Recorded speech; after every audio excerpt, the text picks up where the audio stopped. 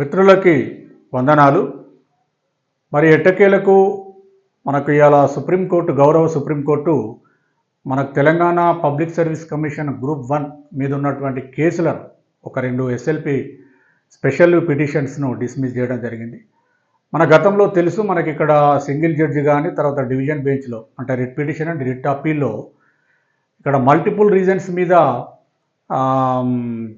Advocate Jonnalagadda Sudheer గారు, తర్వాత ఈ రాంగ్ కీ మీద రాంగ్ క్వశ్చన్స్ మీద జి శివ గారు, అంటే అడ్వకేట్స్ ఇద్దరు కూడా సీనియర్ అడ్వకేట్స్. ఇక్కడ మనకు ఆ గతంలో ఈ మల్టిపుల్ రీజన్స్ మీద ఒక పిటిషన్, తర్వాత ఈ కీ మీద ఒక పిటిషన్, ఇట్లా 2-3 రీజన్స్ మీద పిటిషన్స్ వేయడం జరిగింది. ఆ పిటిషన్స్ని గౌరవ సింగిల్ బెంచ్ కొట్టివేయడం, తర్వాత ఆ రిట్ అప్పీల్లో కూడా ఆ పిటిషన్స్ కొట్టివేయడం, అది అగైన్ సుప్రీంకోర్టులో పిటిషనర్స్ అభ్యర్థులు వెళ్ళడం వల్ల సుప్రీంకోర్టులో కూడా హైకోర్టు ఇచ్చిన ఆదేశాలలో మేము జోక్యం చేసుకోలేమని చెప్పేసి ఈరోజు గౌరవ సుప్రీంకోర్టు 2 ఎస్ఎల్పీలను కొట్టివేయడం జరిగింది.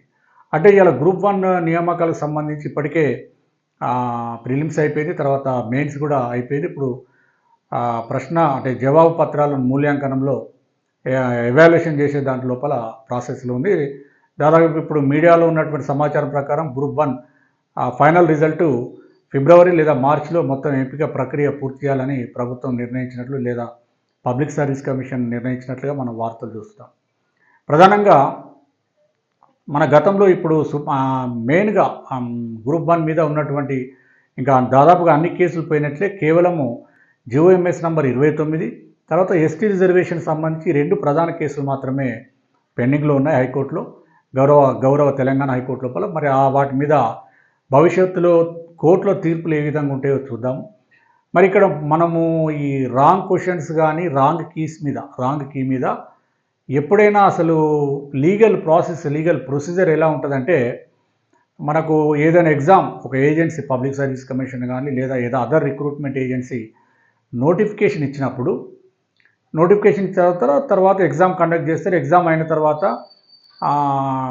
ప్రిలిమినరీ కీని రిలీజ్ చేస్తూ ఆ కీ మీద ఆబ్జెక్షన్స్ని ఇన్వైట్ చేస్తారు. అంటే అభ్యర్థుల నుంచి ఎవరైతే ఎగ్జామ్స్ రాసినారో వాళ్ళ మీద ఈ కీ మీద, అంటే వాళ్ళు ఇచ్చిన మీద క్వశ్చన్ పేపర్ మీద, తర్వాత ఆ క్వశ్చన్ పేపర్స్కి ఇచ్చిన జవాబుల మీద కీ మీద అభ్యంతరాలను స్వీకరిస్తారు. అభ్యంతరాలు స్వీకరించే క్రమం లోపల అభ్యర్థులు వాళ్ళ యొక్క అభ్యంతరాలను, వాళ్ళ దగ్గర ఉన్నటువంటి సమాచారం రెఫరెన్స్ను కోడ్ చేస్తూ అభ్యంతరాలు తెలియజేయాలి. ఒక కట్ ఆఫ్ డేట్ పెడతారు. ఆ డేట్ లోపల ఎన్ని అభ్యంతరాలు ఎన్ని ఆబ్జెక్షన్స్ వచ్చినాయో అవన్నీ స్వీకరించిన తర్వాత ఆ రిక్రూట్మెంట్ ఏజెన్సీ ఎక్స్పర్ట్ కమిటీకి రెఫర్ చేస్తుంది.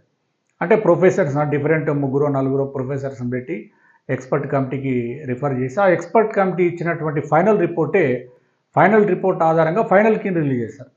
ఆ ఫైనల్ కీ మీద ఇంకా మనకు పేపర్ అంటే క్వశ్చన్ పేపర్ వాల్యుయేషన్ అయిపోతుంది.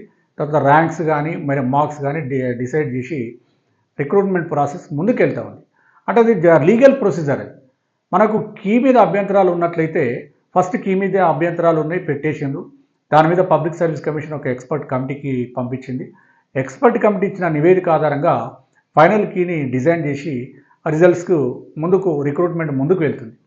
అయితే ఆ క్రమంలోనే అంటే ఇంకా మళ్ళీ నెక్స్ట్ ఫర్దర్గా రిక్రూట్మెంట్ స్టెప్ ప్రాసెస్ కాకముందే ఫైనల్ కీ మీద కూడా అభ్యర్థులు కనుక కోర్టుకు వెళ్ళినట్లయితే, అప్పుడు కోర్టు వాళ్ళు చెప్తున్నది నిజమని నమ్మినట్లయితే అప్పుడు ఇంకొక ఎక్స్పర్ట్ కమిటీ ఏమని చెప్తుంది తప్ప కోర్టులో గౌరవ న్యాయమూర్తులు పలానా క్వశ్చన్ కరెక్టు, పలానా క్వశ్చన్ తప్పు, లేదా పలానా ప్రశ్నకి ఇచ్చినటువంటి జవాబులు తప్పు ఉన్నాయని చెప్పి గౌరవ న్యాయమూర్తి గారు చెప్పే అవకాశం లేదు.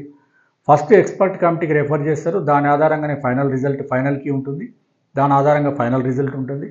ఆ మధ్యలోనే ఇంకా నెక్స్ట్ ఫర్దర్ ప్రాసెస్ మొదలు కాకముందే కనుక గౌరవ హైకోర్టును కనుక ఒప్పించినట్లయితే, అంటే తప్పును చూపించినట్లయితే మళ్ళీ ఇంకొక ఎక్స్పర్ట్ కమిటీ వేసి దాని మీద ఫైనల్ చేయమని చెప్తుంది. ఇక్కడ మనకు తెలంగాణలో గ్రూప్ 1 విషయంలో ఎక్స్పర్ట్ కమిటీ నివేదిక ఆధారంగానే గౌరవ పబ్లిక్ సర్వీస్ కమిషన్ ముందుకెళ్ళడం జరిగింది. అదేవిధంగా ఈ మల్టిపుల్ రీజన్స్ ఇంకొక పిటిషన్ ఏంటంటే, అంటే మనకు ఫైనల్ ఎక్స్పర్ట్ కమిటీ చెప్పే ఫైనల్ నివేదిక ఆధారంగానే ఫైనల్కి ఇస్తారు. అది లీగల్గా ప్రొసీజర్. ఇంకా దాన్ని డీవే చేసి దానికి ఇంకో రకంగా చెప్పే అవకాశం లేదని నా యొక్క అభిప్రాయం. సరే, ఇంకొకటి మల్టిపుల్ రీజన్స్ అంటే గౌరవ హైకోర్టు నోటిఫికేషన్ రద్దు చేయమని చెప్పలేదు. ఆ ఎగ్జామ్ను మాత్రమే రద్దు చేసింది కాబట్టి ఎగ్జామ్ పెడితే సరిపోయేది. మరి గౌరవ ప్రభుత్వం ఏం చేసిందంటే ఆ ఎగ్జామ్ను మొత్తమే నోటిఫికేషన్ రద్దు చేసి మళ్ళీ ఫ్రెష్ నోటిఫికేషన్స్ ఇచ్చారు. అది తప్పు అనేది ఒకటి. అదేవిధంగా షెడ్యూల్ ట్రైబ్ రిజర్వేషన్ 2022 కంటే ముందు అంటే మొదటిసారి గ్రూప్ 1 నోటిఫికేషన్ ఇచ్చినప్పుడు 6% ఉండే. ఆ నోటిఫికేషన్ రద్దు చేసి కొత్తగా నోటిఫికేషన్ ఇచ్చే నాటికి ఆ రిజర్వేషన్ 6 నుంచి 10% అయింది కాబట్టి గతంలో నోటిఫికేషన్లో 503 పోస్టులైనా నోటిఫై చేసిండ్రు. వాటికి 6% రిజర్వేషన్ అమలు చేయాలి, ఎస్టీ రిజర్వేషన్.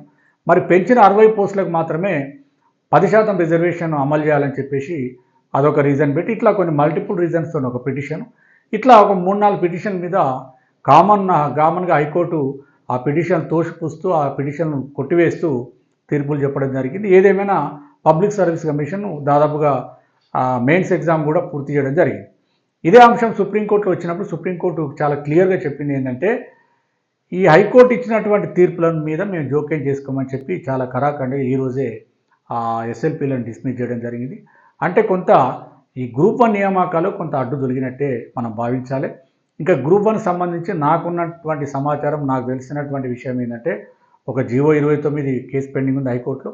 అదేవిధంగా ఎస్టీ రిజర్వేషన్ 6% నుంచి 10% పెంచే దాని మీద ఒక 4-5 రిట్ పిటిషన్లు పెండింగ్ ఉన్నాయి. మరి వాటి మీద గౌరవ హైకోర్టు ఏ విధంగా తీర్పులు వెలువరిస్తుందో మనము వేచి చూడాల్సిందే. జనరల్గా ఇప్పుడు మనకు ఈ నోటిఫికేషన్ సంబంధించి ఆ రోజు ఆనాడున్నటువంటి గత ప్రభుత్వం బీఆర్ఎస్ ప్రభుత్వంలో 2 సార్లు గ్రూప్ 1 రద్దు అవ్వడము, ఇవన్నిటిని దృష్టిలో పెట్టింది కొత్తగా వచ్చినటువంటి కాంగ్రెస్ ప్రభుత్వము విశిష్ట అధికారాలు ప్రభుత్వానికి ఉంటాయి. ఎందుకంటే మా నోటిఫికేషన్ రద్దు చేయలేదు, ఆ ఎగ్జామ్ని నోటిఫికేషన్ రద్దు చేయాలని హైకోర్టు చెప్పలేదంటే ఆ రోజు హైకోర్టులో ఉన్నటువంటి ఛాలెంజ్ ఏంటిది? ఆ ఎగ్జామ్ని ఛాలెంజ్ చేశారు కాబట్టి ఆ ఎగ్జామ్ రద్దు చేసింది హైకోర్టు. నోటిఫికేషన్ ఛాలెంజ్ చేయలే ఆ రోజు. మరి ఇక్కడ గవర్నమెంట్ మారింది, కొత్త ప్రభుత్వం వచ్చింది, కొన్ని పోస్టులను యాడ్ చేసింది కాబట్టి ఎవరైతే అభ్యర్థులు ఫస్ట్ నోటిఫికేషన్కి అప్లై చేసినారో వాళ్ళ దగ్గర ఎలాంటి ఫీజు వసూలు చేయలేదు. మళ్ళీ వాళ్ళకు ఫ్రెష్గా అప్లికేషన్ చేసే అవకాశం ఇవ్వలేదు. వాళ్ళందరినీ పరిగణలోకి తీసుకొని నెక్స్ట్ ఎవరైతే ఈ కొత్తగా అప్లై చేసారో వాళ్ళకు మాత్రమే ఫీజు కలెక్ట్ చేసి ఈ పెంచిన ఉద్యోగాలతో దాదాపుగా గ్రూప్ 1 563 పోస్టులకు ప్రిలిమ్స్ ఎగ్జాము కండక్ట్ చేయడం జరిగింది. అదేవిధంగా మెయిన్స్ ఎగ్జామ్ కూడా పూర్తి చేసి ఇప్పుడు మూల్యాంకనము ప్రాసెస్లో నడుస్తూ ఉన్నది, వాల్యుయేషన్. ఇది మెయిన్స్ ఎగ్జామ్. అంటే ఈ మొత్తం ఎపిసోడ్ లోపల ఫైనల్గా సుప్రీంకోర్టు ఈరోజు 2 ఎస్ఎల్పీలను డిస్మిస్ చేయడం జరిగింది. అంటే ఇక ప్రధానంగా 2-3 అంటే ప్రధానంగా 2 కేసులే పెండింగ్ ఉన్నాయి. మరి ఆ కేసులలో కూడా జియో 29 మనం చూసినట్లయితే గతంలో బీఆర్ఎస్ ప్రభుత్వం ఇచ్చినటువంటి జియో 55ను కూడా ఇదే అభ్యర్థులు ఛాలెంజ్ చేసింది కొంతమంది. లేదు, నోటిఫైడ్ వేకెన్సీస్ ఇంటూ 50 తీసుకోవాలి, జియో 55 వల్ల ఓపెన్ కేటగిరీ వేకెన్సీస్ ఇంటూ 50, తర్వాత కేటగిరీ వైజ్ ఉన్న పోస్టులు ఇంటూ 50 తీసుకున్నారు. అది తప్పని చెప్పి కూడా ఆనాడు ఇంకా అప్పుడు కేసులు కూడా పెండింగ్ ఉండే. మరి గౌరవ కాంగ్రెస్ పార్టీ అధికారంలోకి వచ్చినాక గౌరవ ముఖ్యమంత్రి గారు కానీ మరి పబ్లిక్ సర్వీస్ కమిషన్లో ఉన్నటువంటి గౌరవ చైర్మన్, సభ్యులు అందరూ కూడా అంటే ముఖ్యంగా ప్రభుత్వం నిర్ణయం తీసుకున్నది ఏంటి అంటే జీవో 29 ఇస్తేనే మంచిదేమో అని చెప్పేసి ఇవ్వడం జరిగింది. మరి ఆ జీవో 29 తోటి బీసీ బి అభ్యర్థులు, బీసీ డి అభ్యర్థులు, తర్వాత ఓపెన్ కేటగిరీ అభ్యర్థులకు ఎక్కువ మందికి గ్రూప్ 1 మెయిన్స్ రాసుకునే అవకాశం లభించింది తప్ప ఇది పెద్దగా అన్యాయంగా చూడాల్సినటువంటి అవసరం లేదు. మరి నేను అంటే నాకున్న లీగల్ పరిజ్ఞానంతో ఈ అంశాలను చెప్తున్నాను. నేను చెప్పేది ఏమి కరెక్ట్ అని కాదు. మరి ప్రతి సిటిజన్, ప్రతి అభ్యర్థి, ప్రతి క్యాండిడేట్ కూడా ఈ వారి న్యాయం కోసం హైకోర్టును కానీ సుప్రీంకోర్టును కానీ ఆశ్రయించి ఆ న్యాయం పొందే అవకాశం ఉంటుంది. దాన్ని ఎవరు కాదనలేదు, అది ఫండమెంటల్ రైట్. సరే, ఏదేమైనా ఈరోజు సుప్రీంకోర్టు వెలువరించినటువంటి తీర్పు అంటే ఈ ఎస్ఎల్పీలను డిస్మిస్ చేసింది.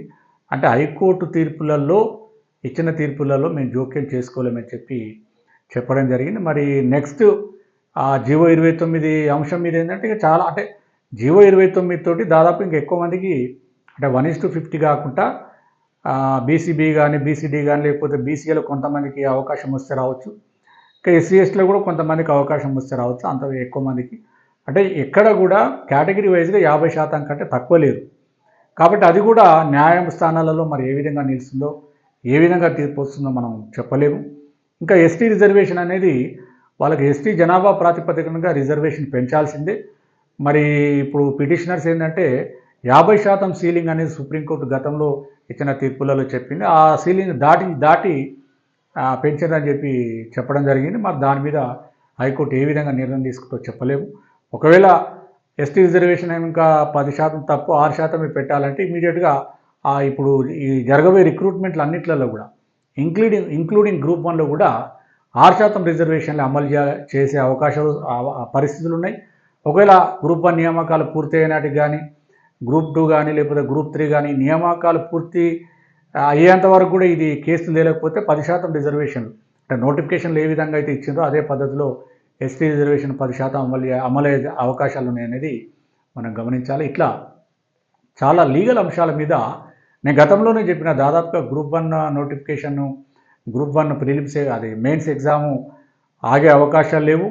ఈ రకరకాల రిపిటిషన్స్ కూడా ఆ ఎగ్జామ్ను ఆపకపోవచ్చనే నా యొక్క అభిప్రాయం చెప్పడం జరిగింది. చాలామంది విద్యార్థులు కూడా ధన్యవాదాలు సార్, మీరు కరెక్ట్గా ఇన్ఫర్మేషన్ చెప్పారని చెప్పడం జరిగింది.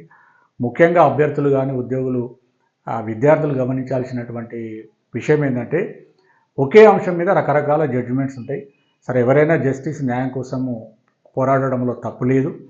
ఇంకా మనకు ప్రియారిటీ బేసిస్ మీద చూసినట్లయితే మనకు హైకోర్టు కానీ సుప్రీంకోర్టు కానీ ఎట్లా ఉందంటే సర్వీస్ మ్యాటర్స్లో లాస్ట్ ప్రియారిటీ ఉంటుంది.